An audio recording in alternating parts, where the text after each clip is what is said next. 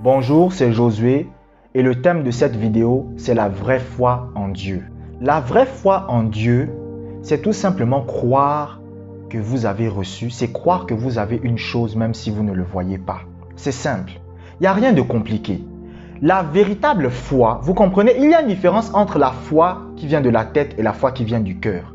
La véritable foi, la foi de la Bible, c'est tout simplement le fait de croire quelque chose que vous ne voyez pas. C'est cela qu'on appelle la foi. Pourquoi vous avez foi en Jésus-Christ? Je vais vous dire, vous n'avez jamais vu Jésus. Ou peut-être ceux qui l'ont vu très rarement. Vous n'avez pas été là quand Jésus a été crucifié. Vous n'avez pas été là quand Jésus est mort à la croix. Vous n'avez pas été là quand Jésus est ressuscité. Mais vous croyez que c'est vrai. C'est ça qu'on appelle la foi. La foi, c'est simplement croire quelque chose même si vous ne le voyez pas. C'est cela qu'on appelle la foi. La foi, c'est rien d'autre. La foi, c'est croire quelque chose même si vous ne l'avez pas vu.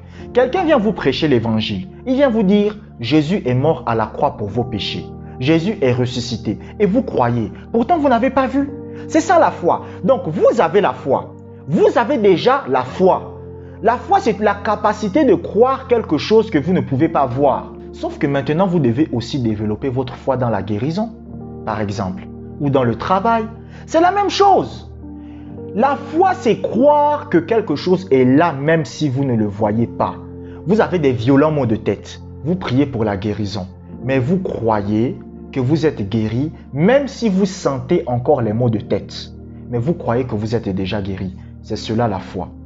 Il y a une femme qui était paralytique qui allait voir un homme de Dieu. Elle a dit à l'homme de Dieu, je veux que vous priez pour moi. L'homme de Dieu a dit ok. L'homme de Dieu a prié. Après l'homme de Dieu a dit ok, levez-vous et marchez. Elle a dit non mais je ne peux pas marcher. Il a dit oui, vous devez commencer à agir et à vous comporter comme si vous êtes guéri. Et il a pris la femme par les deux mains et il a fait lever la dame. Et lorsque la dame s'est levée, elle a réussi à marcher et elle était guérie. Quand est-ce qu'elle a été guérie? Elle a commencé à agir et à se comporter comme si elle était guérie. C'est ça qu'on appelle la foi. Vous priez pour que votre enfant gagne le bac. Par exemple, oh Seigneur, donne à mon fils le bac, donne à mon enfant le bac. Mais après que vous priez pour que votre enfant ait le bac, vous êtes toujours dans l'inquiétude. Vous êtes toujours dans la peur. Ah, est-ce qu'il va réussir? Est-ce qu'il va échouer? Ce n'est pas la foi. La foi, c'est croire que vous avez déjà reçu quelque chose même si vous ne le voyez pas. Donc, si vous priez pour que votre enfant gagne le bac, par exemple, vous priez pour que votre enfant gagne le bac, vous allez commencer à agir et à vous comporter comme s'il va gagner le bac. Moi, j'ai un petit frère à moi qui devait passer le bac, vous comprenez? Et il m'a demandé de prier. J'ai prié, j'ai dit Seigneur, j'ai prié. Et je ne me suis pas inquiété.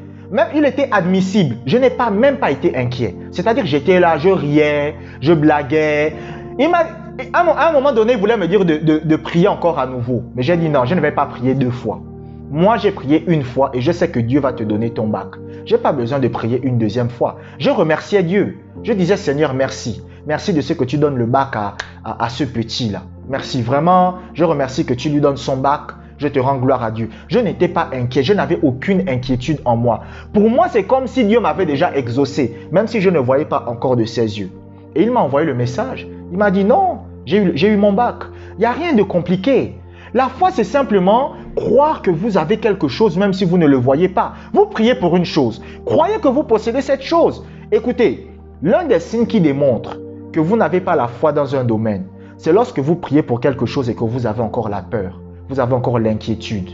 Cela signifie que vous n'êtes pas encore totalement dans la foi. Lorsque vous êtes dans la foi, vous ne devez plus avoir d'inquiétude. Vous ne devez plus vous comporter comme si Dieu ne vous a pas exaucé. Seigneur, guéris-moi. Ok, je suis tranquille. Je marche. Écoutez, si vous êtes guéri, commencez à faire ce que vous ne pouviez pas faire. Si vous êtes en bonne santé, commencez à faire ce que vous ne pouviez pas faire. Pourquoi vous restez toujours couché sur votre lit d'hôpital?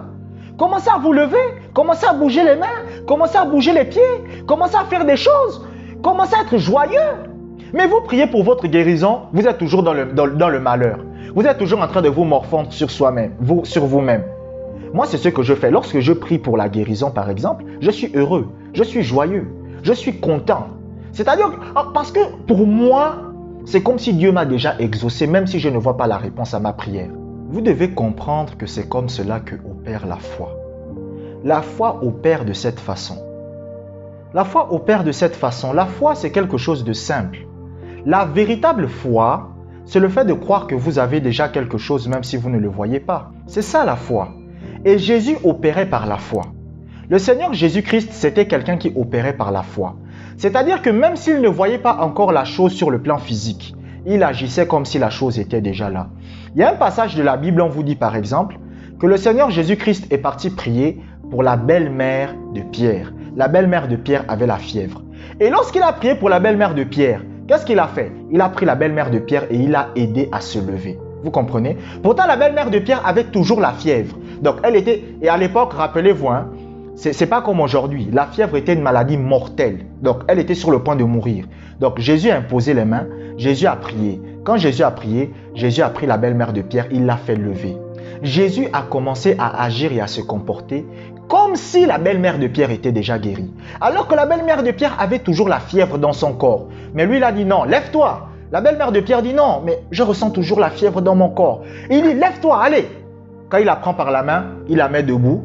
Et qu'est-ce qui s'est passé? Il a dit, allez, va préparer à manger, fais tout ce que tu as envie de faire. Et pendant qu'elle était en train de faire ça, la guérison s'est manifestée. Parce que c'est cela la foi. La foi, c'est commencer à agir. La foi, c'est croire que vous avez quelque chose. C'est agir et se comporter comme si vous aviez déjà quelque chose, alors que vous ne le voyez pas avec vos yeux, alors que vous ne le sentez pas avec votre corps. Un jour, j'étais très malade et je devais aller à l'école. C'était à l'époque. Hein. J'étais très malade et je devais aller à l'école. Je sentais la maladie dans mon corps. J'ai dit au nom de Jésus, je déclare ma guérison. Ok, je vais à l'école. Pourtant, j'étais très malade. Hein. Lorsque ma mère me dit, c'était à l'époque, ma mère me dit, oh mais tu n'es pas malade. Je dis non. Je dis non, je suis en bonne santé. Il n'y a aucun problème. Il n'y a aucun problème. Et je continue, je marche. Je sentais la maladie dans mon corps. Mais j'agissais, je me comportais comme si j'étais guéri. Lorsque j'étais au cours, je sentais la maladie. Mais j'agissais, je me comportais comme si j'étais guéri. Et ensuite, la guérison s'est manifestée. Parce que j'ai agi par la foi. Moi, c'est ce que j'ai appris. J'ai appris à agir par la foi dans ma vie quotidienne. Lorsque moi je prie, écoutez, dans la Bible, il y a ce qu'on appelle les prières de consécration. Les prières de consécration, c'est par exemple, Seigneur, aide-moi à prier. Seigneur, aide-moi à lire la Bible. Seigneur, tout ça, c'est des prières de consécration. Seigneur, aide-moi à pardonner. Mais quand vous faites la prière de la foi, quand vous faites une prière pour un changement, vous devez commencer à agir et à vous comporter comme si vous aviez déjà la chose. Si vous priez pour un travail, vous devez commencer à agir et à vous comporter comme si vous avez un travail. Si vous priez pour un mariage, Seigneur, donne-moi le mariage. Vous commencez à agir et à vous comporter comme si vous alliez déjà vous marier. Le problème des gens, c'est que vous priez et après vous êtes dans la tristesse. C'est comme si vous n'avez pas prié. C'est comme si Dieu ne vous a pas exaucé. Moi, lorsque je finis de prier, j'agis et je me comporte comme si Dieu m'avait déjà exaucé. C'est pour cela que, par exemple, lorsque j'ai prié déjà pour un malade, je ne me remets pas encore à prier, Seigneur, guéris cette personne. Seigneur, agis dans la vie de cette personne. Non, je ne me remets pas à prier. Si je dois encore prier une deuxième fois pour un malade, je dis, Seigneur, merci pour sa guérison. Seigneur, merci de ce que tu restaures cette personne. Seigneur, merci de ce que tu accordes la guérison à cette personne. Je te remercie. Je ne demande pas à Dieu une deuxième fois. Vous savez pourquoi? Parce que dans ma tête, pour moi, cette personne est déjà guérie. Même si je vois toujours la maladie dans son corps, pour moi, dans ma tête, cette personne est déjà guérie. Et c'est comme ça que vous devez aussi être. Lorsque vous priez pour votre guérison, vous devez considérer que vous êtes guéri. Même si votre corps vous dit que vous n'êtes pas guéri, vous devez considérer que vous êtes guéri. Le médecin vous dit, voilà, votre santé s'est aggravée hier. Vraiment, ça devient de pire en pire. Vous devez considérer que vous êtes guéri. Je ne sais pas si je dois faire ce témoignage. Un jour, j'étais avec un médecin. Et le médecin m'a dit, Monsieur Josué, monsieur, vous avez des problèmes au niveau du cœur. J'ai dit, non, monsieur, je n'ai pas de problème au niveau du cœur. Je suis guéri. Merci, au revoir. Je suis sorti, je suis parti. On m'avait dit que voilà, j'aurais des problèmes. Je suis toujours en vie. Mes problèmes de cœur ne m'ont rien fait. J'ai agi et je me suis comporté comme si j'étais guéri. Un jour, le bishop David Oyedepo arrive devant un médecin. Le médecin lui dit, vous avez des problèmes de tension, vous allez mourir. Il dit, non, mais j'ai aucun problème de tension, je suis en bonne santé.